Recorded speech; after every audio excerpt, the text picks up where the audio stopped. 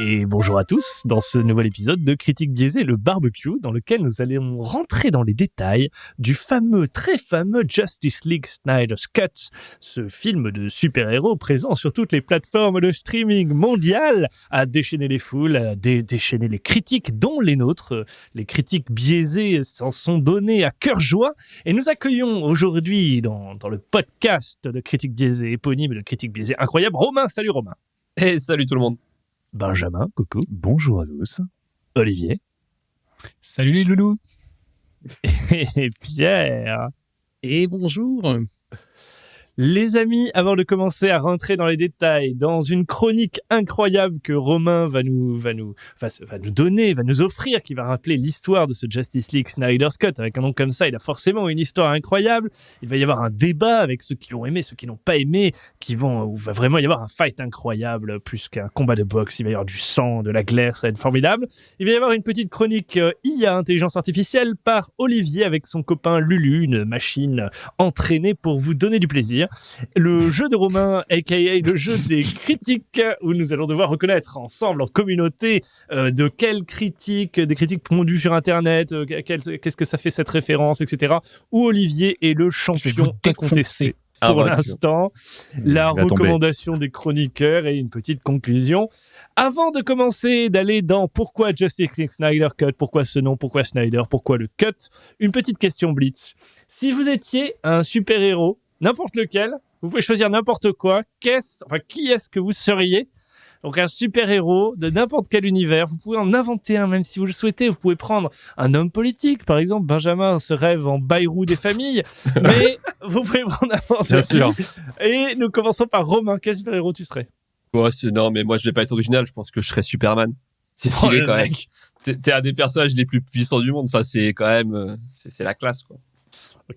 Ok, le mec a un ego de la taille de Vénus. Benjamin.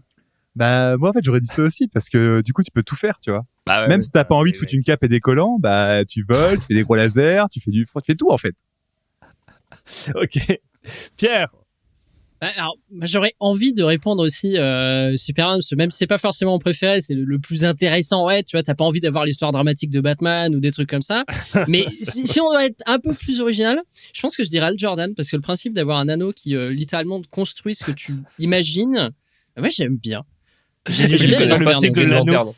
Ah oui, c'est Green Lantern pour ceux qui connaissent pas. Mais c'est parce qu'il y a un anneau et Pierre avec les anneaux. Et parce qu'il y a un anneau, il y a peut-être. Et toi, Olivier, tu serais Green Lantern, peut-être? Non, je crois que j'étais en train de réfléchir et je me dis, j'aime bien le côté, j'ai vraiment beaucoup de thunes et jamais de problème d'argent. Du coup, j'hésite entre Batman et Iron Man et je me dis, Iron Man, l'avantage, c'est qu'il a l'air d'avoir une vie moins difficile que Batman. Donc, je vais aller, sa vie, il a l'air plus sympa, quoi.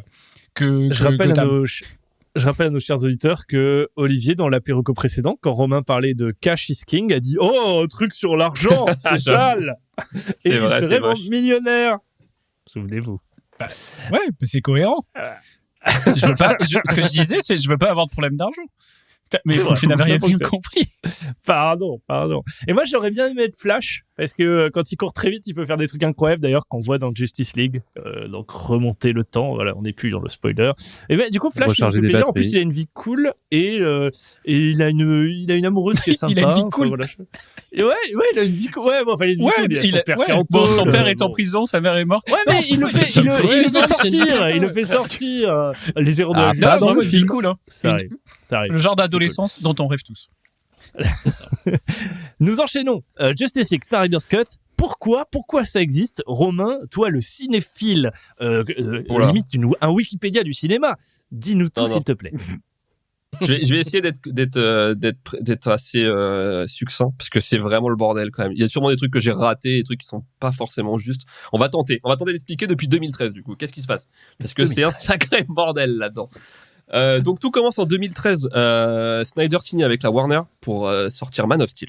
Donc il doit être le premier d'une petite série de films de super-héros. Donc Man of Steel qui est le départ de Superman. La Warner attend de voir si le film sera un succès pour potentiellement lancer Justice League.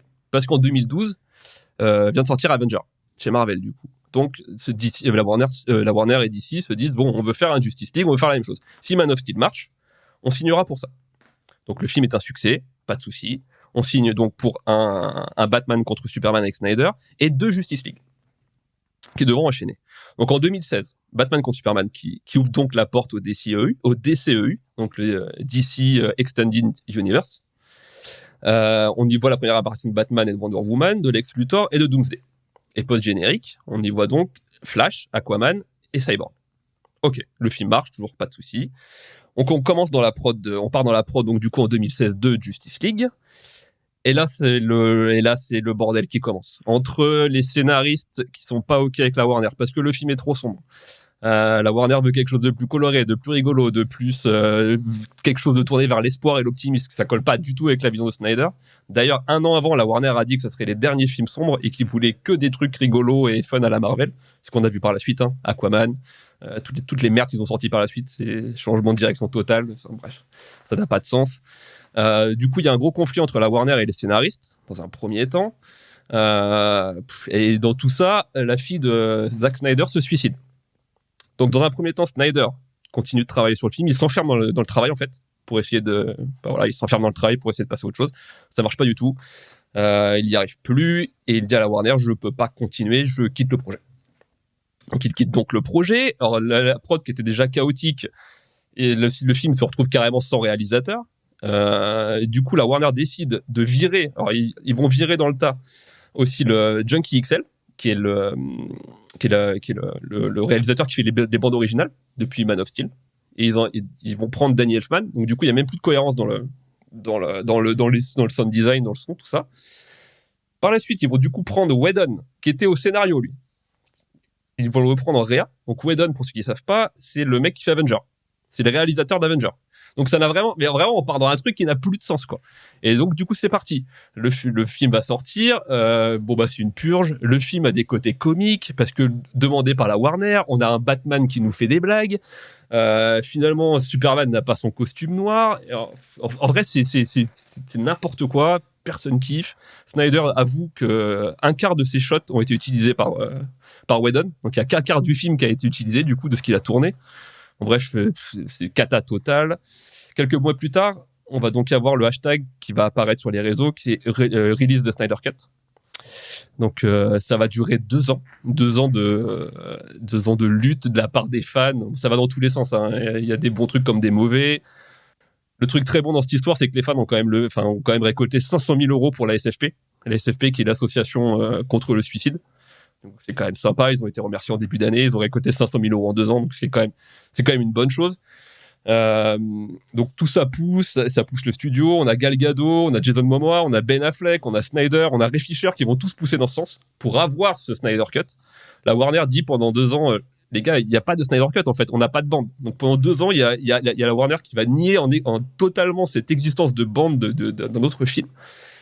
Et tout va commencer à se déclencher fin novembre 2019. Il y a des bandes qui réapparaissent. Snyder dit elles sont là. Et je sais qu'elles existent.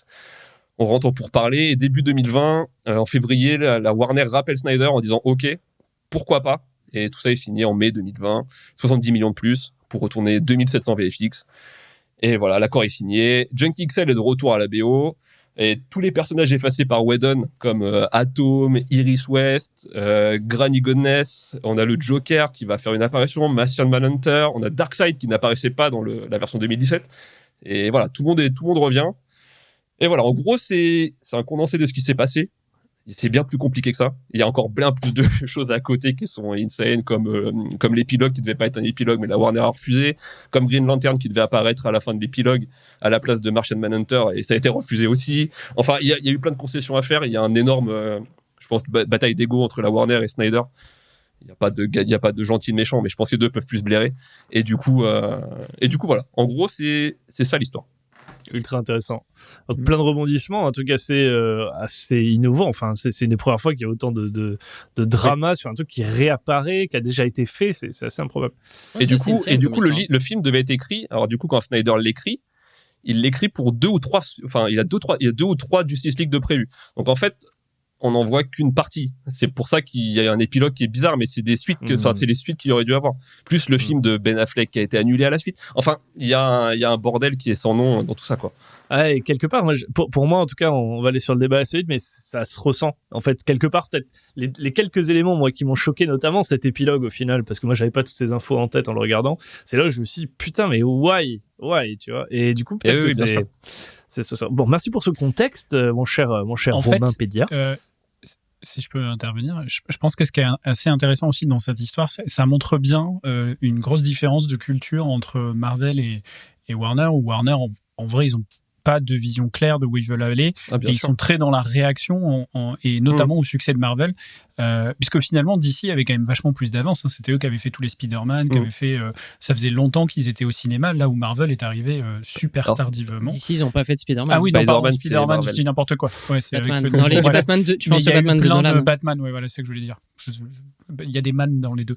Et du coup, oui, c'était Batman auquel je pensais. À quoi Mais je veux Spider-Man dire, ils ont commencé au cinéma bien avant et avec pas mal de succès. Et je pense que c'est beaucoup réactif et que le côté très feel good, très pop, qui est très bien réussi, qui marche bien avec la touche Marvel et même le côté cinématique universe, c'est un peu Marvel qui l'a fait et que tu vois un bien studio sûr. de l'autre côté qui est purement en réaction et qui gâche quand même pas mal du talent des gens avec qui ils essaient de bosser, quoi. Donc c'est Ça, c'est assez clair. triste. Ouais, c'est clair. Non, je suis très d'accord avec ça. C'est vrai.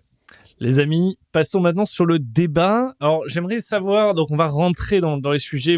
C'est pour ceux qui ont vu le hors-d'œuvre, il y a des notes qui sont assez basses, des notes qui sont assez hautes. Et en fait, il y a deux camps un petit peu dans l'équipe de Critique Béziers. Il y a Romain, Pierre qui sont aficionados plus de ce film. Il y a Olivier et moi-même qui sommes plutôt en retrait, même si j'ai donné une bonne note quand même, c'est parce que je suis un gentil. Et Benjamin qui est un peu entre deux, mais qui a quand même plus aimé le truc. Donc, on va essayer je vais poser quelques questions, on va rentrer dans certains détails et on va essayer d'être un peu organisé, mais voilà, d'essayer de traiter l'intégralité pour que nos auditeurs comprennent nos différents points de vue, qui reflètent un peu d'ailleurs ce qu'on a vu sur les réseaux sociaux, les critiques. Il y a eu un peu de je déteste et je rejette complètement ce truc, et ou à l'inverse, c'est du génie, c'est incroyable, quel film. Pour commencer, sur lequel j'aimerais entendre des arguments, je sais plus qui en parlait, je crois que c'est Benjamin dans le hors-d'œuvre qui expliquait qu'il y a eu tout un travail sur qui sont les super-héros, donc on passe du temps au character development. Ça rejoint un peu mon point de série où moi j'aurais aimé, à l'inverse, qu'il passe encore plus de temps, c'est là où je trouve que c'est un poil raté, mais la première partie du film, si on le séquence, est beaucoup sur qui sont ces super-héros. Donc on va aller dans les détails, on va aller dans leur origin story. Et j'aimerais comprendre en fait, est-ce que sur cette première partie, moi j'y ai été de suite réfractaire, mais j'aimerais entendre Romain, Pierre, Benjamin, tout autre, allez-y, on est dans un pays libre ici. Mais vous expliquez pourquoi vous avez aimé ce truc-là, pourquoi vous avez été satisfait et du coup pourquoi ça marche. Mais en vrai, c'est assez simple. On revient vachement sur ce qu'on disait sur la première partie, c'est qu'il y avait des attentes qui étaient différentes dans le sens où Justice League n'a pas du tout élaboré les personnages qui étaient introduits. C'est-à-dire que Cyborg, on l'avait volé au-dessus. Flash, pareil. Et là, le temps qu'ils prennent pour les développer, alors effectivement, il n'est pas ultra long. Et sur 4 heures, tu pourrais te dire qu'il pourrait y en avoir plus. Ou comme tu dis, peut-être que ça se prêterait plus à un format série ou alors avoir d'autres opus avant qui auraient pu amener ces personnages. Mais au final, il y a tellement une différence entre Justice League et la Snyder Cut que le développement qui est apporté par celle-ci te met vachement plus dedans et te montre un rôle qui est beaucoup plus important sur des personnages qui étaient complètement délaissés sur la cut de Whedon, quoi. Et je pense que ça participe vachement au fait que pour moi le développement était suffisant dans la time frame qu'ils avaient et ce qu'ils voulaient faire de ce film, quoi. Ok. Romain, ouais, toi pareil, t'as ressenti la même chose, ça t'a suffi quelque part ce character development? Non, mais je pense qu'on en veut toujours plus. Mais en fait, je pense que moi je le compare vraiment au film de 2017 qui c'était pas possible. Cyborg n'avait aucune existence en 2017, c'est-à-dire qu'il pop à un moment, c'est même pas qui c'est limite. Flash était inintéressant aussi, alors que je le trouve déjà bien plus sympa dans cette version. Le caractère design il aurait pu être plus poussé, mais on est déjà à 4 heures de film, donc à un moment, oui, il faut en faire une série, si on veut vraiment le pousser, ou alors il faut faire à la Marvel, faire des films autonomes, à côté, pourquoi pas, mais du coup, c'était pas possible, donc... C'était pas le projet. Bah, Benjamin, moi, toi par qui es un peu entre exemple, deux. justement, moi, en fait, quand Romain dit il aurait fallu peut-être faire un truc à la Marvel où on fait des films autonomes à côté qui approfondissent un peu les personnages un par un pour ensuite les réunir et savoir immédiatement qui c'est. Bah, j'ai envie de dire que effectivement, on en veut toujours plus. Moi, tu m'aurais laissé 6 heures de film avec 2 heures de plus pour juste l'exposition des personnages, leur motivation, qui ils sont, leur drama personnel, etc. J'aurais acheté aussi, tu vois, pas de problème.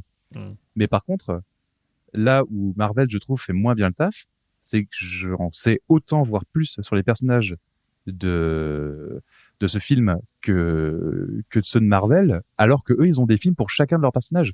Là, on connaissait pas Cyborg. Wonder Woman, je l'ai vu, Wonder Woman. Batman, tout le monde l'a vu, évidemment. Aquaman, faut essayer de faire un peu violence quand même pour aller voir son film, qui d'ailleurs se passe après les événements de Justice League. Donc, oui, c'est ça, en fait. Tout ça a été tourné après. En fait, voilà. on est déjà parti de notre, enfin, c'est déjà le Warner qui veut plus de trucs sombres. Donc, en fait, ça n'a même plus de sens. De toute manière, en fait, à la limite, même ces films-là, tu peux en faire l'impasse, en fait, même pour te construire autour des personnages, que c'est même plus les mêmes personnages. Oui, c'est ça. Et du coup, je trouve que ça fait très bien le taf, parce que finalement, on s'attache à ces personnages, on a envie de les voir évoluer, on a envie de les voir gagner, et tout le côté, en fait, drame personnel, etc., on le ressent bien, je trouve. Et quelque chose qui se passe vraiment, c'est bien construit, c'est cohérent. Et surtout pour Cyborg. Ouais, Cyborg, il prend le temps d'arriver en plus, tu vois. Toutes les premières scènes de Cyborg, il ne fait absolument rien. Et pourtant, ils prennent le temps de t'expliquer et tout, c'est bien. Olivier, toi, tu t'as ressenti des choses similaires ou dans ta plus grande candeur par rapport à ce film, parce que je pense que tu le compares pas, contrairement à Romain, ce qu'il expliquait. Toi, comment tu l'as ressenti? Pour avoir le contexte, je demandais à Olivier juste Man of Steel et ça t'avais pas aimé Batman contre Superman et Man of Steel? Non, c'est ce que je disais dans mon avis, c'est que je suis pas fan. Je comprends la proposition, mais ça m'accroche. Alors, je trouve les sujets. En fait, ce qui m'a posé problème dans les différents films, c'est je trouve les films mauvais. C'est-à-dire que j'aime pas le film, j'aime la thématique ou l'intellectualisation du truc. Par exemple, j'ai beaucoup blagué déjà sur Batman versus Superman. Le thème que ça aborde avec ce côté de idolisation et tous ces trucs-là, je trouve ça ultra intéressant et trop bien. Par contre, le film, je le trouve naze, pas bien monté, le rythme est bizarre, il y a des éléments de scénario que je pige pas, qui me sortent totalement du truc.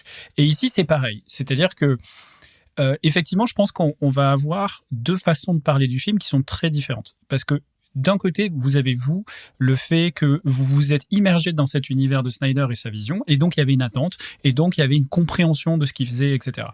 Là où moi, quand je regarde ce film, j'ai tendance à le regarder comme un film pris pour lui-même. Et par exemple, cette partie exposition, pour moi, on tombe complètement à côté parce qu'on n'est ni dans une exposition qui m'aide à vraiment comprendre la totalité des personnages, ni vraiment, moi, ça n'a pas marché sur moi. Cyborg, c'est peut-être la plus réussie parce qu'effectivement, c'est le nouveau personnage, en fait. Donc, il part de zéro, on t'apprend pourquoi il est là, qu'est-ce qu'il fait, qui c'est, et c'est plutôt pas mal foutu. J'ai trouvé ça un peu long, peut-être par moment, dans le contexte plus global de l'histoire. Par contre, les autres personnages, tu vois, même, tu vois un petit peu Aquaman, mais qui fait une pub pour un parfum, mais ça va pas beaucoup plus loin, son exposition. Tu vois, il y a plein de petits moments comme ça où je me dis, putain, mais qu'est-ce que je suis en train de regarder, en fait? Parce que je trouve pas que tu progresses tellement sur qui ils sont, etc. Même Flash, tu vois rapidement qu'il a un père en prison, mais tu sais pas trop pourquoi, ou alors je me suis endormi, mais je crois pas.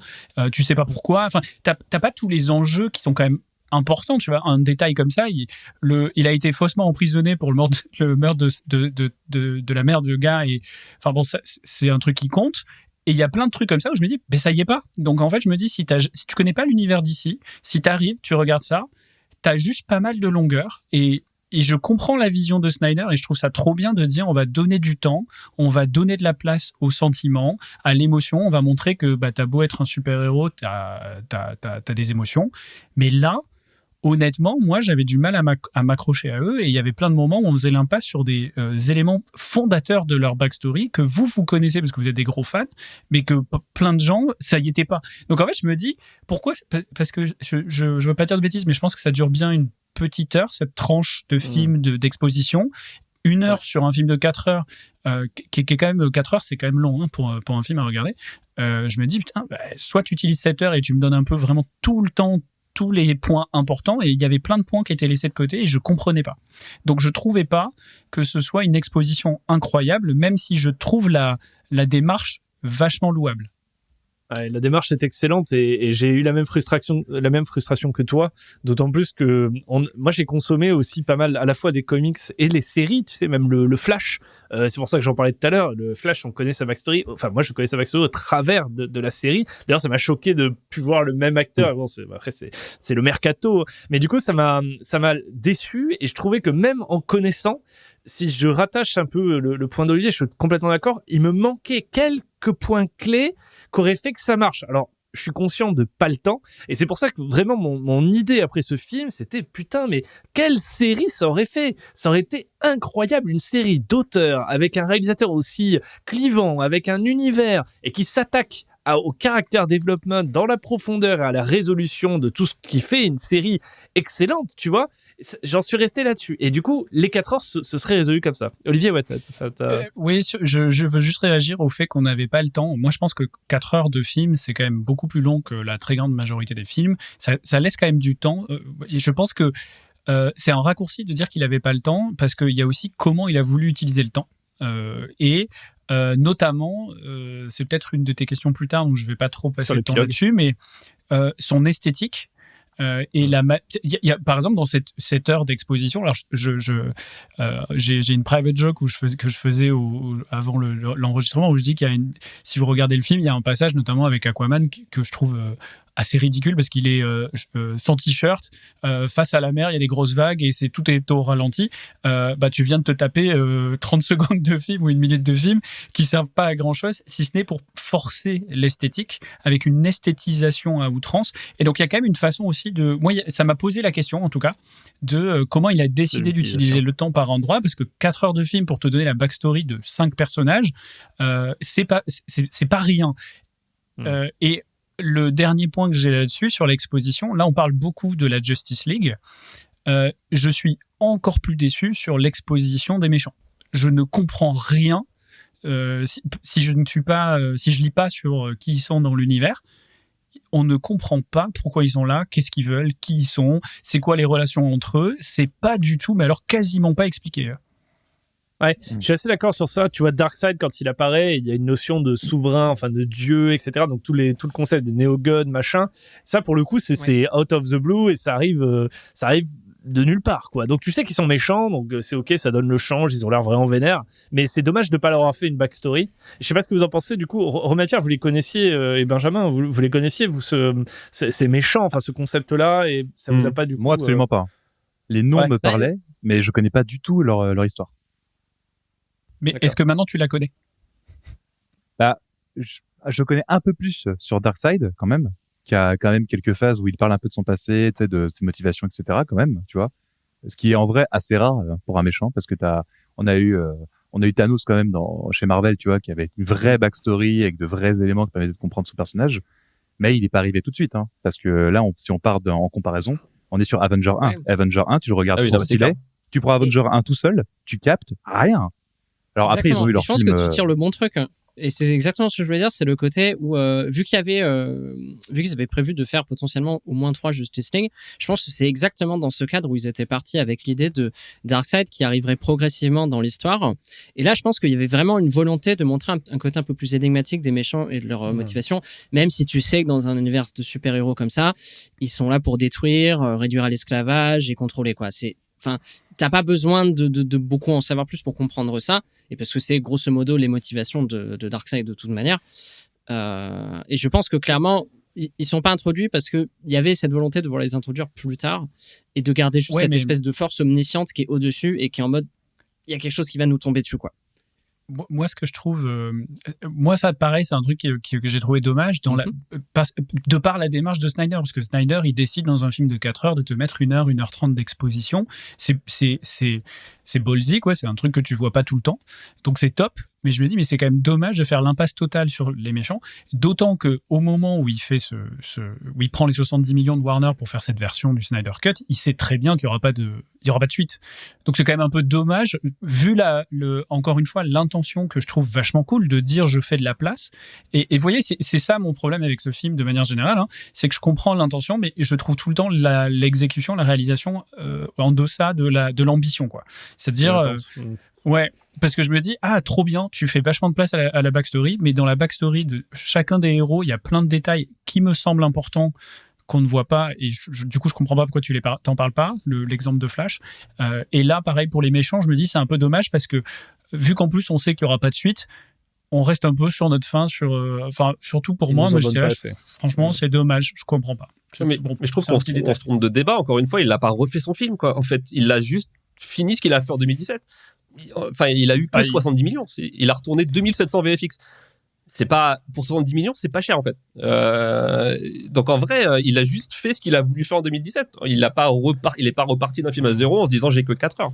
C'est là où, en fait. Il a pimpé, il a pas complètement revu le truc. Oui, voilà, il a fini ce qu'il voulait faire. C'était la vision originale, c'est pour ça qu'il a pas pu se retaper en mode effectivement, s'il y a pas de suite, je vais peut-être introduire plus les méchants ou introduire plus ces trucs. Même si pour ce film, je suis pas tout à fait d'accord dans le sens où pour moi c'est pas nécessaire, parce qu'avec Steppenwolf et les thématiques qu'ils apportent par rapport à lui, t'as quand même une espèce d'explication de ses motivations personnelles, qui n'est pas cette espèce de forme de méchant omniscient, mais il en est le serviteur direct et c'est lui qui est l'antagoniste de celui-là, c'est pas directement Darkseid. Pour cet épisode, c'est Steppenwolf et son histoire, elle est pas expliquée en profondeur, mais tu connais ses motivations, tu connais son objectif, et il y a le dénouement de son histoire. Oui, disons que t'as une ligne pour lui, alors que t'as des milliers de scènes, des centaines de scènes pour les. Donc en ce sens-là, je suis assez d'accord. Il manque ce côté-là, mais tu vois, moi, la critique que j'ai sur ce film, et puis après on passera sur un peu réalisation, etc. Ouais. C'est la critique que j'ai, je l'ai oublié parce qu'il y a Olivier qui m'a fait des signes, ça m'a déconcentré. Voilà. Donc je sais plus ce que j'avais envie de dire. Alors pas de signes obscènes, pas de signes obscènes. Alors ça, quand même, vous avez les vidéos.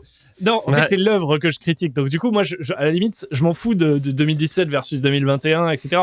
Quelque part, moi, c'est Justice League. Je le prends comme tel parce que je sais pas cet élément de comparaison. Moi, ce film, je l'avais vu dans un train, je crois, et j'étais là, mais là, tu vois, le côté, ce film, même avec autant d'œuvres, de trucs, de trucs de Snyder, bah en fait, ça reste un film un peu, ok, quoi. Il manque des choses pour que ce soit un très bon film.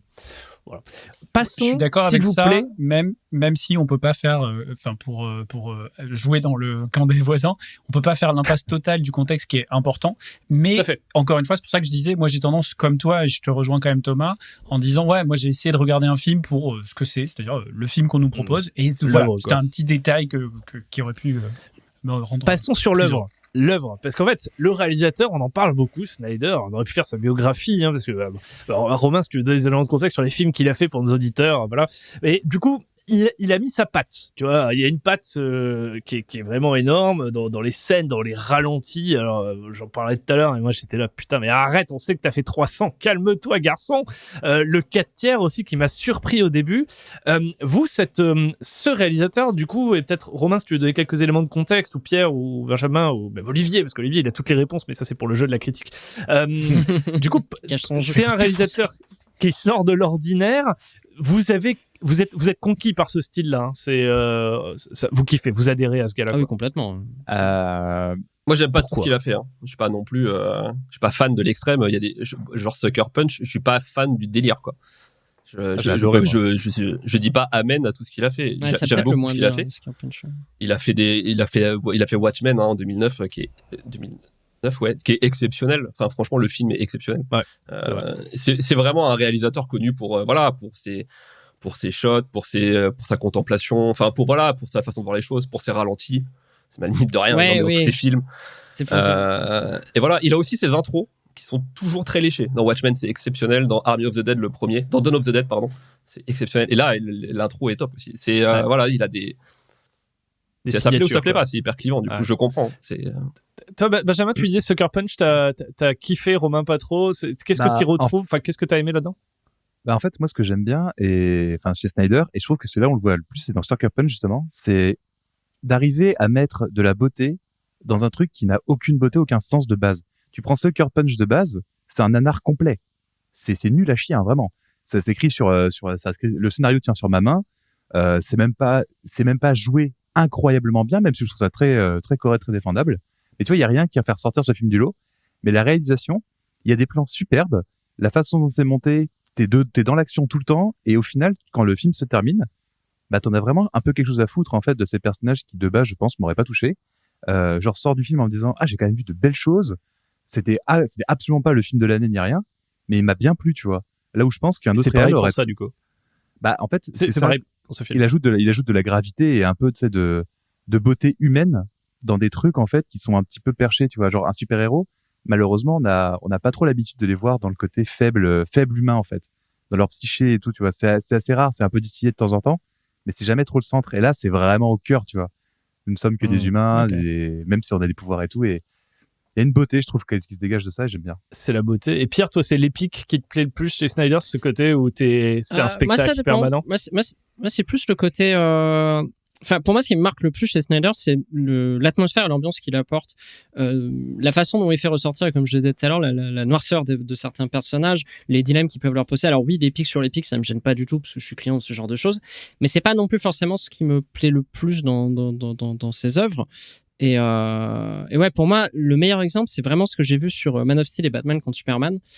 Et avec vraiment, et Olivier en parlait tout à l'heure, l'idée d'idolisation,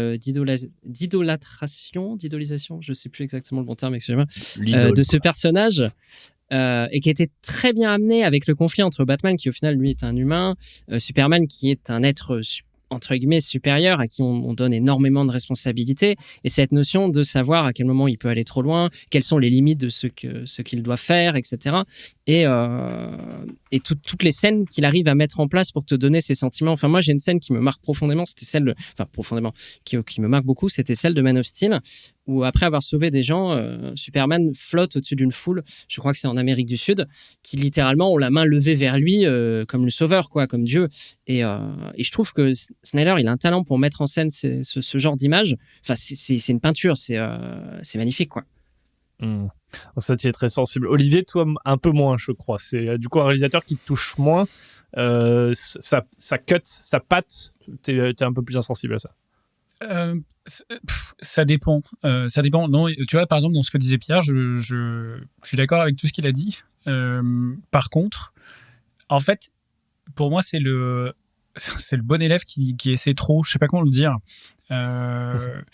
C'est-à-dire que tu sens tellement son envie d'esthétiser tout par endroits que moi, quand je commence à voir le dispositif, ça a tendance à me sortir de l'histoire. Donc j'ai du mal à rester dedans parce qu'en fait, ça devient trop visible.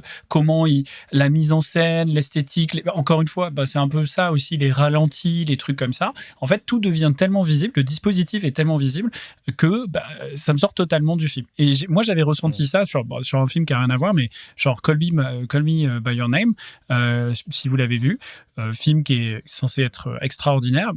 Moi, je trouvais ça...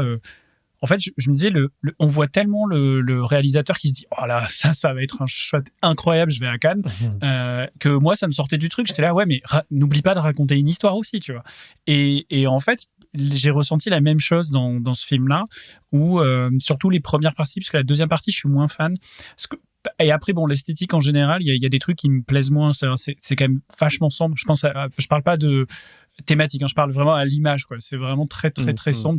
T'es obligé de régler ta télé, quoi, et des trucs comme ça qui moi me parlent un peu moins, mais ça me gêne pas non plus. C'est vraiment plus le côté dispositif qui devient tellement visible que ça m'extrait du film et je me laisse pas porter par le film. Ouais. Et je suis assez d'accord, c'est ultra intéressant. Moi, c'est le 4 tiers que j'ai eu beaucoup de mal au début, ça m'a empêché de rentrer dans le film. Et après, du coup, j'étais dedans, donc c'était cool. Romain m'a expliqué pourquoi hors antenne, avec cette notion de profondeur de champ, de verticalité et tout. Et j'aurais pu le savoir parce qu'Olivier m'avait envoyé des trucs sur le cinéma aussi. Et du coup, c'est marrant, ces choix qui finalement, pour tout public, ça fonctionne pas forcément. Tu vois, sur moi, j'étais plutôt en mode, putain, mais qu'est-ce qui nous gonfle, quoi. J'ai pas une télé catholique, arrête de m'emmerder, fais des trucs comme tout le monde, quoi. Et du coup, ces petits trucs d'over esthétique, je suis assez d'accord, et ça rejoint mon point sur les pics, ça fait too much, tu vois, un gloubi-boulga de trucs très beaux, hein, tu vois, mais si tu mettais que des tableaux beaux dans une expo, ça perdrait un peu de sa saveur, il faut un peu de tout, il faut mêler, et moi, ça m'a un peu gêné, tu vois, ça m'a fait sortir, alors que j'aime bien son style, à la base, le côté dark, sombre, ça j'aime bien, tu vois, mais... Après, idéalement, tu mets pas des tableaux moches à une expo. Ouais, il y a peu de tout, éviter.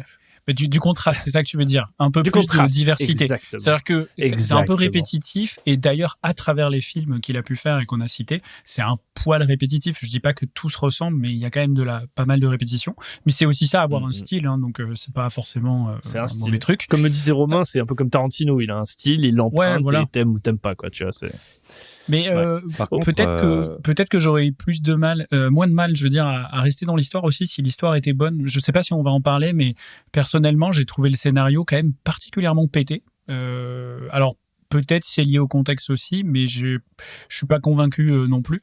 Je sais pas si vous l'avez ressenti, mais je vais vous dire moi les quelques trucs que j'ai vraiment pas trop aimé, mais genre les méchants, on voit la backstory avec Darkseid 5000 ans auparavant contre les dieux grecs, etc. Bon, il se fait rétamer assez facilement, mais tu comprends qu'il est probablement au début de son histoire, ce mec-là, ce méchant-là. Enfin, j'imagine en tout cas, parce que vraiment, il se fait rétamer très facilement.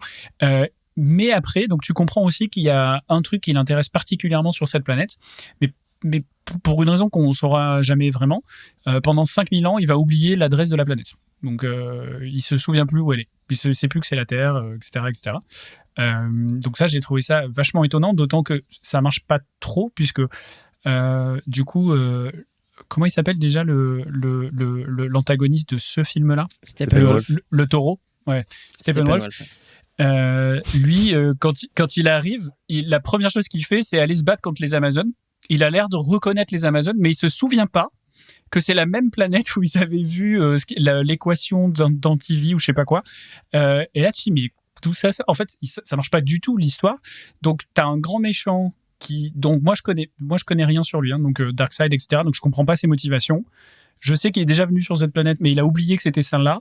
Quand il apprend que c'est celle-là, il se dit ah c'est vachement important. Mais bon, ça marche, c'est plein de trous. Olivier, Pareil. Je vais abonder dans ton sens. Ouais. T'oublies encore un élément encore plus grave que ça. C'est que oui, peut-être. Steppenwolf arrive sur la planète Terre parce que les Motherbox se sont craquelés et l'ont donc appelé. Oui. Les Motherbox qu'ils n'ont perdu qu'à un seul endroit dans l'univers, sur Terre. Oui. Donc en fait, au moment où il se TP, il sait exactement qu'il est sur la planète où il y a l'équation d'Antivie. Parce que c'est la seule planète. Non mais c'est ça, ouais. Il est obligé de le savoir. Après, il est un peu bébête peut-être. Parce que bon, quand t'as une tête de taureau, à un moment donné, t'es un peu con, quoi. Je veux pas spoiler, mais Lulu va vous expliquer une partie des choses, mais sur ce sujet. Mais effectivement, Lulu, du coup, ça c'est pété, mais ça c'est les méchants. On pourrait se dire les méchants ils sont pétés, et bon voilà. Non, mais les gentils c'est pareil parce que ils nous font toute une partie, je crois, sur est-ce qu'on doit réveiller Superman et pas, est-ce qu'on peut tenter le coup, est-ce que ça va marcher, parce que sans Superman on n'y arrivera jamais. Puis après, donc il réveille Superman. Bon déjà, tu sais pas trop pourquoi. Il est vachement vénère, mais ça, allez, pourquoi pas, mais il est plus vénère d'un coup quand il voit Lois. Enfin, bref, comprend pas trop. Et après, c'est l'amour, il s'en va. C'est l'amour. Ouais, c'est un peu faiblard quand même, mais pourquoi pas. Ouais. Du coup. Non, je peux encore. Bon, mais mon point est pas celui-là. Enfin, ce que je comprends pas, c'est qu'ils nous ont fait vraiment tout un plan sur sans Superman, on n'a aucune chance. Superman s'en va et tu sais pas trop dans quel état d'esprit. Et eux, ils partent à l'attaque en ne sachant pas si Superman va les rejoindre un jour. Et là, je me suis dit, comment c'est time constraints. C'est time constraints. Il y a le truc, il est en train d'exploser, donc ils y vont comme en 40. Ils se disent, peut-être que ça a marché, on tente, tu vois. Comme si de rien n'était, quoi. Okay. Toi, l'amour, toi, ça t'a éveillé, tu t'es dit. Ah, moi, l'amour, toujours, ça m'éveille, tu le sais bien. Non, mais, enfin, il y a un truc où, pour moi, on connaît le personnage de Superman, etc. C'était évident à partir du moment où on le réveille, quand il retrouverait ses esprits, il viendrait. C'est-à-dire, il y avait aucun doute. Et ça, c'est une dynamique qui est propre à Batman et Superman. C'est-à-dire que c'est sûr qu'il va venir à leur aide, en fait. Il y a aucun doute et c'est leur seule chance. Donc, avant de partir dans cet assaut final, ils essaient de te donner la dernière carte hypothétique qu'ils peuvent avoir, c'est Superman. Alors, peut-être il y a une chance sur on sait pas combien où il serait pas venu, mais dans tous les cas, mais il était vénère. Je rejoins Vénère sur ça. Il était vénère. Moi, j'ai pas compris non plus pourquoi il est super vénère. Il se fait ressusciter. Il était vénère, mais il y a un élément qui est important, c'est que Batman avait reçu une vision de Flash qui lui disait Lois Lane est la clé. Et à ce moment-là de l'histoire, alors il lui dit pas du tout ça pour les mêmes raisons que les personnages vont être amenés à penser. Mais à ce moment-là de l'histoire où Superman est réveillé, ne sait pas où il est, on sait pas comment ça se passe la mort pour un Kryptonien ou dans cet univers, il a du mal à revenir à ses esprits et il est débloqué de cet état d'espèce d'autodéfense, on sait pas trop quoi, par Lois Lane. Et je pense à ce moment-là, il y a aussi cette réalisation de se dire Lois Lane est la clé. de Batman qui est amené par cette vision antérieure. Et là, je pense qu'à ce moment-là, il se dit c'est bon, Superman sera là où il faut quand il faudra, quoi. Et après, ça, c'est le côté super-héros, l'arrivée dramatique à la fin. Enfin, ça fait partie du style. Puis de toute façon. Après, par contre, je te rejoins totalement sur le problème avec les Motherbox et Darkseid. Alors que Snyder a essayé d'expliquer un peu en interview, mais C'était bancal. Ouais, déjà c'était bancal, et en plus si tu Ouais, le montres pas dans le film, savoir. ouais. Ah, il a si tu bégayé le un montres, peu, par si ici, tu le voilà. montres pas dans le film, ça a peu d'intérêt d'en parler après, je trouve. Et pour Superman, juste rajouter qu'en fait, Superman ne sera plus jamais Clark Kent. Il est merde, son nom kryptonien c'est Kal-El. Kal-El. Il est Kal-El, il sera plus jamais Clark Kent. C'est terminé en fait. Cette version de lui est morte en fait. Clark Kent est mort. Elle est morte pour toujours. Et d'ailleurs, ce qu'on aurait dû voir par la suite, parce qu'il va se faire par se retourner avec Lois. En fait, il aurait dû y avoir une histoire entre Lois et Batman qui devait être dans un autre Batman qu'on verra jamais dans un bordel antérieur. Enfin bref. Ok. Qui finirait en fait, par ouais, c'est mourir ça. et Superman Benjamin, Mais vénère. il y avait vraiment une notion dont on n'a pas récupéré le même Batman en fait. Le Benjamin, même Superman, pardon. t'allais dire un truc à Pierre tout à l'heure. T'allais. Oui, mais j'ai parfaitement oublié du coup. Ça... Formidable. Alors, Eh ben, merci. je t'ai donné la parole parce que je pensais que ça allait être incroyable. L'épilogue, maintenant, il y avait potentiellement des suites, il y avait potentiellement un projet dans la vision de Snyder. Vous l'avez dit tout à l'heure, il avait plusieurs films en tête et on nous pond. Alors du coup, là, je vais donner un avis, je vais être peu neutre. À la fin, 3h30, t'as pris de l'épique, t'as été retourné, t'as bougé dans tous les sens, il y a eu la bataille, le dénouement, le film est terminé. Et là, on te ressort un épilogue de 30 minutes, ce qui représente quand même un 8e du film, si je dis pas de bêtises, calcul mental. Du coup, ça m'a achevé. Ça m'a achevé, j'étais content du dénouement, j'étais putain, ok, le film est ok, finalement c'est bon. Et là, on te ressort un truc, t'en as plein les mirettes, et on te ressort un truc où tu dois de nouveau te reprojeter, t'as un univers parallèle, alors quand tu connais un peu, tu sais qu'il y a une vision post-apocalyptique où Superman pète un plomb, mais pourquoi avec un monologue du Joker qui est complètement, pour moi, que je n'ai pas aimé, j'allais dire complètement naze, mais c'est peut-être un peu too much, et après, t'as de nouveau des trucs avec Lex Luthor, machin, et je me dis juste pourquoi déjà? Alors pourquoi? Bon bah il y a cette notion de il voulait montrer ce qui aurait pu être le potentiel, mais c'est un peu il nous le met, il nous l'impose, et moi je me suis senti un peu mal, quoi. Laisse-moi, j'ai fini ce truc-là. Vous avez adhéré, Romain, Pierre? Non mais déjà, ça devait pas être un épilogue. Déjà de base, Ouais. c'était pas un Ok. épilogue normalement. Donc normalement, la Warner a refusé, mais normalement c'était des scènes post-génériques, ce qui change un peu la vision du truc. C'est-à-dire que tu peux te barrer et le film est terminé. Déjà la Un peu Warner la a Marvel. refusé, donc En soi, tu peux te c'est- barrer, ça tu peux te se barrer à l'épilogue. Hein. tu peux partir en vrai, ça change rien. Tout à fait. Ça change rien au film en soi qui s'est passé avant. Ouais. Mais du coup, ça t'est imposé, c'est-à-dire on a vu Oui, des bien sûr. scènes, tac, Ouais. et Ouais, après c'est la en fait- fin du film, quoi. Tu vois, c'est. Tu regardes en te disant il va se passer un truc. Ouais, C'est exactement, là où j'attendais c'est là où le post générique était intelligent, parce que tu peux partir et au pire t'as pas vu, t'en fous quoi. Oui, c'est ça. Mais du coup, au-delà de la position, pourquoi, tu vois? C'est quoi le point de nous montrer tout ça alors que c'est mort? On verra jamais le développement de ce truc-là, tu vois? Justement, Pourquoi ce chat? moi je trouve ça hyper important en fait de montrer ça, parce que justement en fait, tu imagines, tu fais un film comme ça se termine, Darkseid, il est en mode ça va chier, on va les détruire. On a eu le flashback de Flash qui nous dit Lois est la clé, et tu dois dire aux gens, écoutez, même si jamais on sait parfaitement que le film il verra pas le jour à la suite, voilà là où on voulait se diriger, voilà ce qu'on avait comme vision, voilà l'univers qu'on allait créer, tu vois. Et je pense que c'est important de dire aux gens, bah écoutez, on a construit quelque chose, il y avait une direction, il y avait un univers qui allait se construire derrière, avec des retournements, avec un changement complet de scène, etc. Malheureusement, on l'aura pas, mais voilà ce que vous auriez pu avoir, voilà ce que nous on avait prévu pour vous à la base, tu vois. Et moi, je trouve que c'est, en tant que scénariste, c'est important d'avoir ça. Olivier? Ouais, alors il y a un truc qui m'a fait tiquer dans ce que tu as dit. Tu dis tu dois. Cette notion de devoir du réalisateur vis-à-vis de ses fans, j'ai l'impression, ou de son public. Et en fait, ça m'a fait me poser une question, je trouve, qui est intéressante en fait, que pose ce film sur le fan service entre guillemets. Qui est de se dire déjà le fait qu'il y a un Snyder Cut, c'est tu l'as rappelé Romain, c'est vraiment lié à un mouvement populaire de hardcore fans de sa vision qui voulait voir ce film-là. Du coup, il aurait pu se dire j'ai deux options, soit j'essaie de faire un film qui se tient vraiment, quitte parce que autant il y a des choses, je comprends. Tout à l'heure, on a parlé des trucs, l'exposition sur les méchants qui était peut-être pas suffisante à mon goût, et vous me dites, et je pense que vous avez raison, ouais, mais il avait pas les moyens de refaire un film totalement, donc ça, ok. Mais typiquement, cette partie-là, clairement, il peut choisir de la mettre ou de pas la mettre, je pense. Et donc, du coup, en fait, vraiment, la question que ça me fait poser, c'est ce dialogue entre les fans et un réalisateur, et à quel point il a juste fait ce film parce que les fans le demandent, et donc il veut juste dire vous voyez, j'avais une vision qui était pas mal, ou est-ce qu'il est vraiment en train de faire un objet d'art. Et parfois je trouve qu'on est un peu entre les deux, et typiquement cet épilogue qui vient se foutre au milieu, parce que moi j'ai eu exactement le même ressenti que Thomas. Je vais pas revenir sur ce qui s'y passe dedans, mais juste le fait que je me dis bon, vraiment j'en avais plus envie, j'avais envie que ça s'arrête, et je me dis, mais il y a peut-être un truc intéressant qui va me faire changer totalement mon avis, ou j'en sais rien, tu vois. Et donc, du coup, je le regarde, et ouais, je me sens un peu trahi, parce que je me dis, ouais, en fait, ça n'a rien à voir avec l'histoire en cours. C'est effectivement, mais je comprends ce qu'a dit Romain aussi, de dire, ça aurait été du post-générique. Mais en tout cas, j'ai pas particulièrement apprécié ce moment-là, et ça m'a vraiment posé cette question de à quel point on fait du fan service versus une œuvre en tant que telle, un bon film, quoi. Un bon film. Pour ceux qui n'ont pas regardé, du coup, vous pourriez vous arrêter à l'épilogue, si comme nous. Et ceux qui aiment ça, aiment le lore, allez-y, faites-vous plaisir. Je vais avancer, les amis. C'est quelque chose de 4 heures, donc il y a des choses à dire, évidemment. On a vu un petit peu près tout, et on enchaîne, on passe sur sauf si vous avez un élément qu'on n'aurait pas dit, les amis autour de la table, on passe à la chronique de Lulu. Ça vous va ? J'aurais rapidement aimé juste souligner quelque chose. Si vous êtes allergique à la slow-mo, la slow motion, passez votre tour, les gars. Vraiment, si ça vous sort d'un film, il y en a toutes les 3 secondes.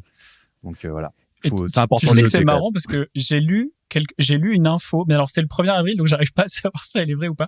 Comme quoi, quasiment 10% du film est en ralenti. Je sais pas si c'est vrai. 10%, j'aurais mis 10%. C'est beaucoup.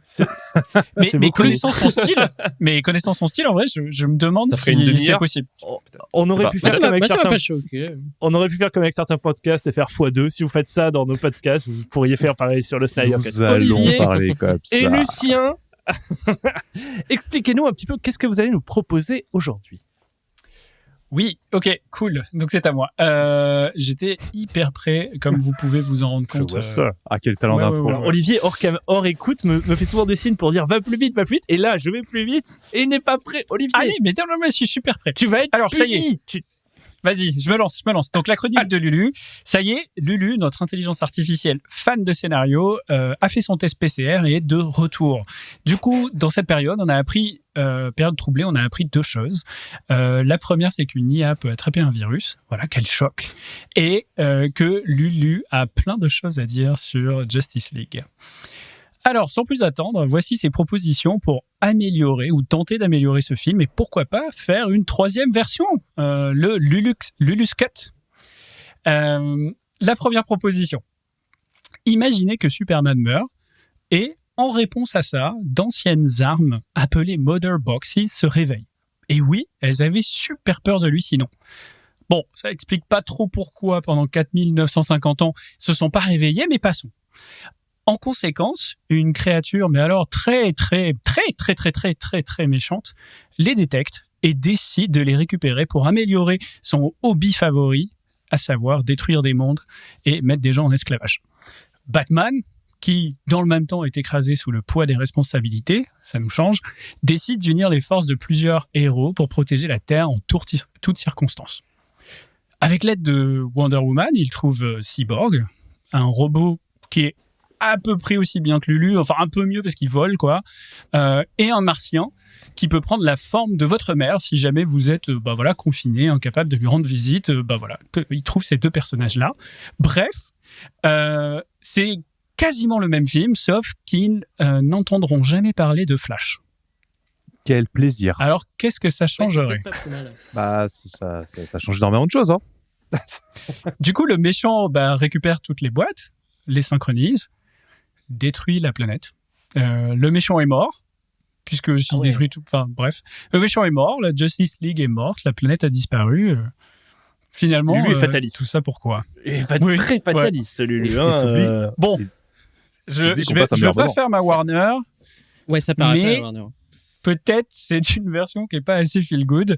Notre uchronie n'a peut-être pas marché, puisque c'était ça un peu ce que j'avais proposé à Lulu. Je lui ai dit, fais-moi une uchronie, tu me changes juste un détail et tu me racontes ce que ça change.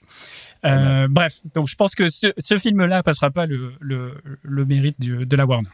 Ok, passons du coup à la seconde proposition, qui est évidemment... donc, je vais vous demander de fermer vos yeux. Elle a un style un peu différent, c'est assez dark. Il faut imaginer tout ça en 4 tiers, sinon ça marche pas. Partie 1. Vous vous réveillez, vous ne savez pas vraiment qui vous êtes, où vous êtes. À perte de vue s'étend du métal, vous entendez des grincements, des bruits de pas lointains ou des crépitements à plusieurs centaines de mètres au-dessus de votre tête. Ça donne le vertige. Vous essayez de marcher, mais la sensation est très différente de d'habitude. C'est presque comme se déplacer dans un cauchemar. Partie 2. Soudain, des bribes de souvenirs vous reviennent. Vous lisez d'abord cette déception, son regard perçant posé sur vous quand il s'apprête à être physiquement violent. Encore une fois. Vous vous concentrez, vous essayez de vous souvenir de la première rencontre avec lui, quand son regard était bienveillant, plein de confiance dans vos capacités. Quand il vous a offert ce premier job, toutes ces batailles remportées ensemble. À chaque victoire, il devient un peu plus puissant. À chaque victoire, vous vous reconnaissez de moins en moins, mais vous aimez sa façon de vous regarder. Partie 3. Foutu mal de crâne. Qu'est-ce qu'il a bien pu se passer ? Maintenant, vous vous souvenez de cette soif, ce désir brûlant d'avoir ce qu'il a.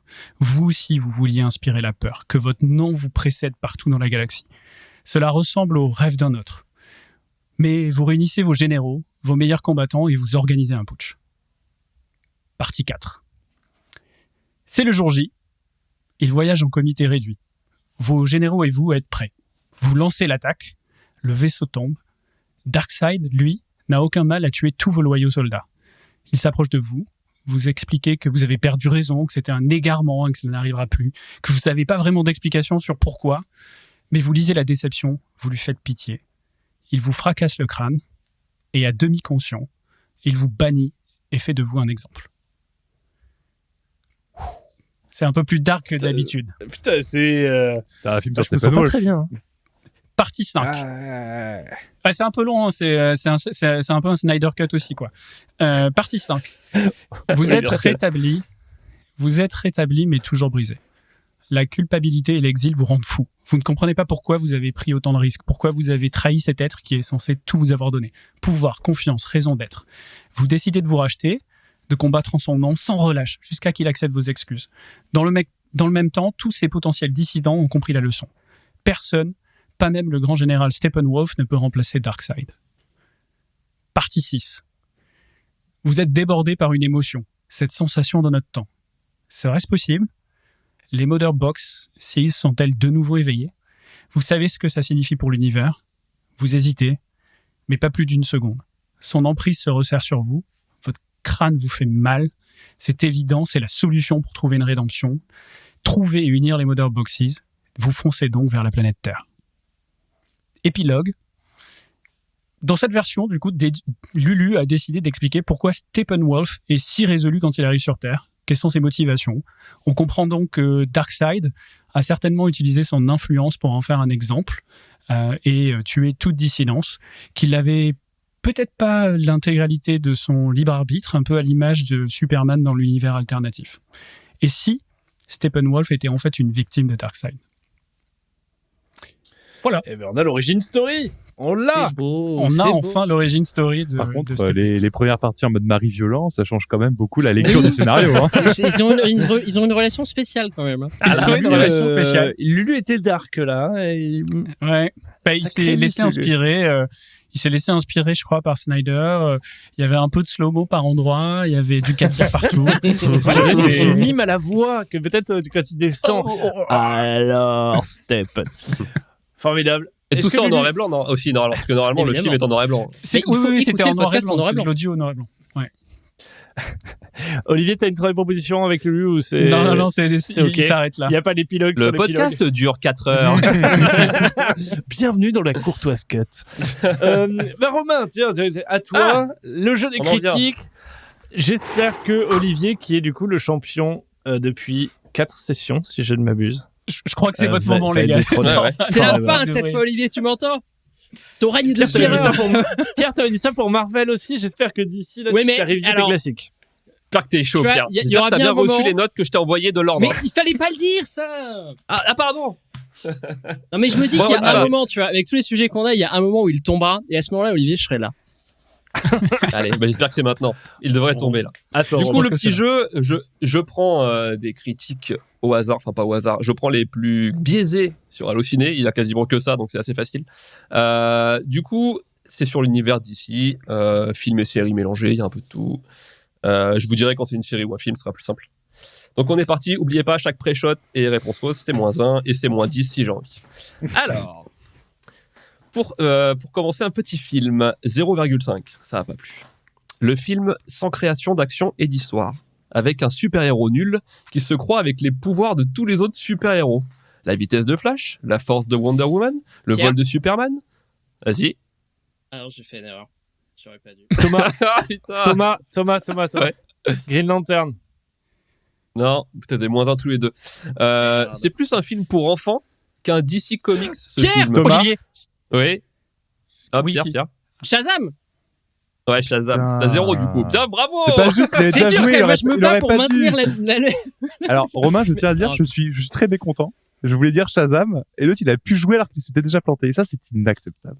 Ah, mais on a dit qu'on pouvait enchaîner maintenant. Je sais plus, moi. Oui, c'est vrai. Parce il que avait ça dit fait des aussi, -1, c'est- donc c'est Ouais, fair. c'est vrai. Allez, on enchaîne. Un 0,5, toujours un petit film. Quelle déception. En effet, il porte bien son nom. C'est un film suicide et il ne s'est pas loupé. Benjamin. Il est... Suicide Ouais, Squad. Suicide Squad. Ouais, c'est moi le Non, premier. c'est Thomas. T'as pas dit Benjamin, c'est Thomas. Quoi? Ouais, oui, Suicide c'est Thomas, Squad. c'est Thomas. Alors, il a dit T'as Benjamin. pas dit ton et- prénom, Benjamin. Si, il l'a dit, mais il l'a dit Je après l'ai moi. pas entendu. Non, et moi, Ouais, j'ai non, mais pensé. Thomas l'a dit avant. Thomas l'a dit avant. De toute j'ai façon, entendu ça avant. va, tout le monde a 0. Vous avez Ouais, pas c'est non ça. plus. Ouais, ça, c'est très litigieux, de toute façon. On verra. On va Post. on va partir sur une petite série avec un 2/5. L'intrigue est plutôt bien ficelée. Pour qui aura la patience d'attendre le début de son dénouement? Les comic books se sont arrêtés à la fin des années 80 et ce n'est pas ce genre de surexploitation surfaite pour la télévision qui les fera renaître de leurs cendres. Ouh, c'est dur ça. Mhm. Benjamin, Olivier. Thomas. Arrow. Ouais. Non. Olivier, J'avais la même réponse. Non. Thomas, vas-y. Flash. Non. En vrai, c'est une bonne série. Hein. On a été sur un. Alors, je vais donner des bons indices. C'est une série en une saison. Ah. Non. Pierre. Non, j'ai pas non plus. Putain, on perd tous des points à la chaîne. Non, Non, il il y a en pas perd des pas de pré-shots points, là. là. Ouais, Non, c'est il y a la pas Ah, de la shot. fin, Ah oui, c'est vrai ok. que c'est un pré-shot. Attends, j'ai peut-être. une saison. ici. Putain, il y a qu'une saison sortie. Ah Ouais, non, il y a bah qu'une non. saison de Il y a sortie. Il y en qu'une aura saison. qu'une toute la vie. Bah, je sais pas. Il a aussi fait comme série. Alors, ça peut aller vite si vous êtes un peu connaisseur. Thomas, je te sens chaud. Il a aussi fait The Leftover. Waouh, la Putain, culture. merde. Ouais, Attends, on est pas très le fort. réalisateur, tu veux dire? Ou l'auteur, je sais plus ce qu'il était. Merde. Bon, bah, Putain, avance. on entend parce les qu'on Leftover. connaît pas, on connaît pas. Vas-y. Bon, bah, c'était Watchmen, les gars. Oh putain. Mais Ah. Mais je pensais que c'était Attends, plus vieux, c'est le même j'hésitais en plus. Incroyable. Ouais, Incroyable. Putain, mais j'aurais Ouais, dû ouais. dire. Mais ça se ressent hein, quand tu fais attention. C'est... Ouais. Ah, je savais pas non plus bon. que c'était la même personne. Donc, Leftover, meilleure Lindelof. série ever, hein, by the way. Après, là, voilà. C'est ça. Donc, on continue sur un 2/5, un film cette fois. Le scénario et les dialogues sont d'une triste puérilité. L'actrice est fade, mais l'iconographie est somptueuse. Benjamin. Ouais, Olivier. Catwoman. Benjamin, Wonder Pierre. Woman. Benjamin. Hey, Wonder Woman. Et c'est quand même Benjamin qui prend la tête avec un point. Allez, let's go. Ah oui, c'est vrai. Allez. C'est un peu Il triste va parce que quand je suis plus détrôner. là, il n'y a plus de combat. C'est. Je devrais en avoir 2, mais ça, c'est une autre histoire. Bon, là, ça peut aller vite. Pierre, je compte sur toi. C'est un 5/5. C'est un film. Et ça va aller vite, je pense. Un joli nanar. En fait, c'est le chef-d'œuvre. Pierre, vas-y. Batman et Robin. Oui. Ah non. Et ça Ah fait ouais, non. facile ce En jeu. fait, c'est le chef-d'œuvre des nanars.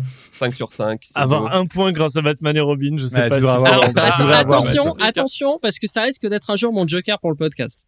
C'est celui avec c'est celui avec Georges Clooney, non? Oui, et Oui, je oui, vais oui. regarder. La carte C'est une bleue. œuvre Ah là d'art là magnifique. là énorme. là. C'est une art, c'est un art ce film. Non, Le mais meilleur là, de on a tous C'est des vraiment le spectres, chef-d'œuvre des nanars. Non, mais je suis Vraiment, il a d'accord. raison. En vrai, il y a un charme, quoi. Il y a une. Ah, il y a un truc. Ouais. Il y a un Il y a délire. quelque Ah, il y a chose. eu- Et puis, je dirais plus jamais ça de ma vie, mais c'est peut-être le seul film qu'il faut regarder en VF. Mais vraiment.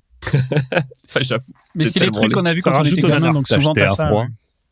Mais surtout, c'est ça rajoute une couche en plus de nanar, comme dit. Thomas. J'enchaîne.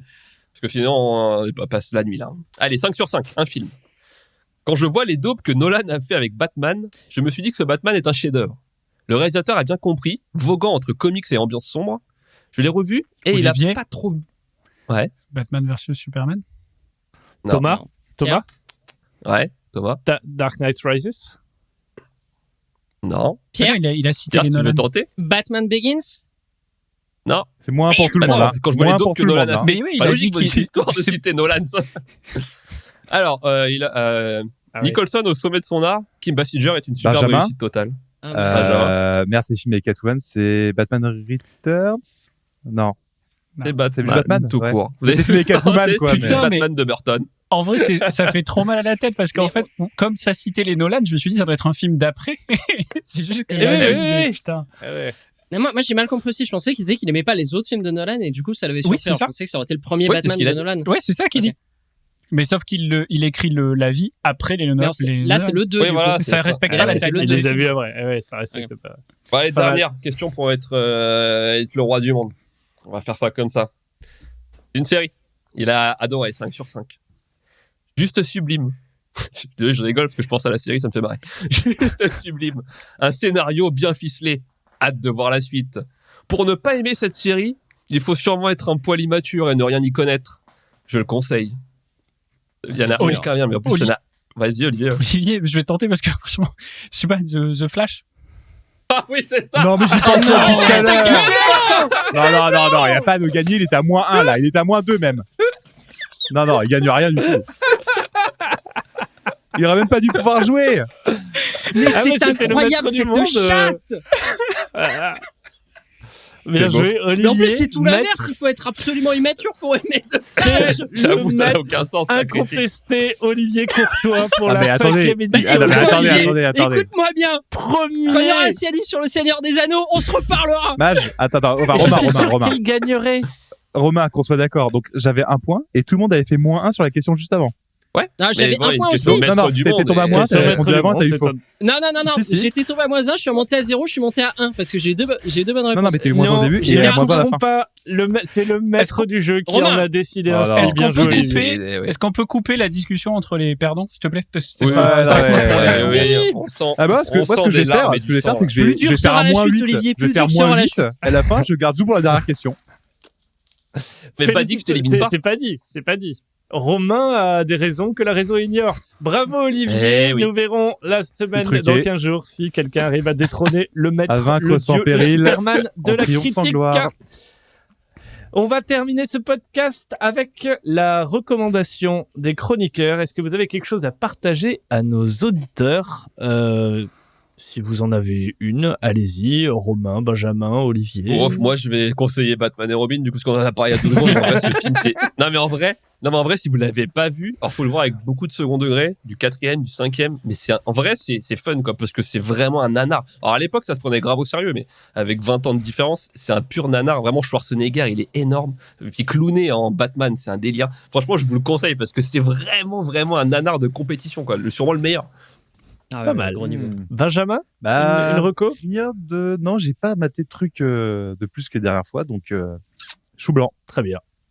Olivier.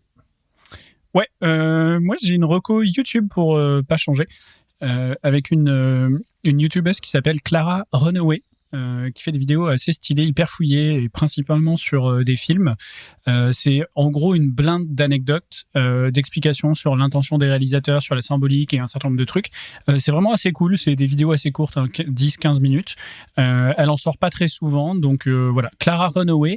Et je vous conseille notamment la vidéo que j'ai trouvée super intéressante sur Parasite, où elle en discute et elle raconte plein de trucs sur comment les décors ont été construits et pourquoi et à quoi ça sert, et enfin vraiment plein de choses ultra stylées sur le sujet. J'en mets Pierre, une reco. Ah oui, j'ai une reco. Alors, je sais pas si c'est autorisé, mais moi, par rapport au thème qu'ils abordent dans Justice League et dans Batman contre Superman, j'aimerais bien recommander les comics, la suite de comics de Eh non, c'est Injustice. pas autorisé, merci, suivant. Merde mais honnêtement, qui est dans ce genre de thème et qui est très abordable parce que c'est vraiment une histoire contenue dans un truc. T'as des contextes qui sont apportés sur certains personnages, etc. Mais je pense que c'est vraiment accessible et l'histoire est super intéressante. Ça part dans tous les sens et c'est très inspiré. Je pense ce qui se passe ce qui devait se passer dans la suite de Justice League. Je pense qu'il y a beaucoup de liens à faire avec Injustice. Tout à fait. J'ai adoré Justice, j'allais le recommander, mais du coup, tu m'as coupé l'herbe sous le pied, parce que moi, je pensais que ce n'était pas autorisé. Ah non, pour ma part, il a vraiment. toujours pas. C'est Ouais, ouf je le fais- fait. Alors, moi, la je fais loi. tout dans l'illégalité. Choqué. pour ma Dites-nous part, dans vos avis 5 étoiles comment vous avez été choqué par cette intervention de Pierre, parce que vraiment, c'est comprends. inexcusable. ça mérite 5 étoiles.